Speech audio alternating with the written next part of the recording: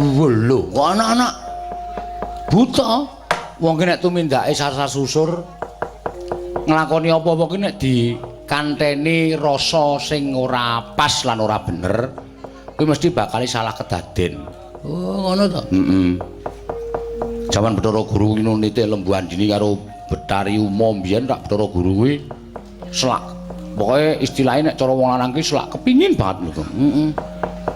Ming Betari Uma numpak apa karo Bathara Guru numpak Lembu Andini ngarep buri karo Bathara Guru ki di sesel-seselke ngono kuwi. Terus Koma Kurup. Koma? Heeh. Koma ki apa itu? Wis ora tak jelaske, Koma ki kurup ning segara. Terus dalah kedaden dadi Bathara Kala kuwi mau. Wah, alah, berarti apa-apa ki nek disertani apa dening niat sing elek ki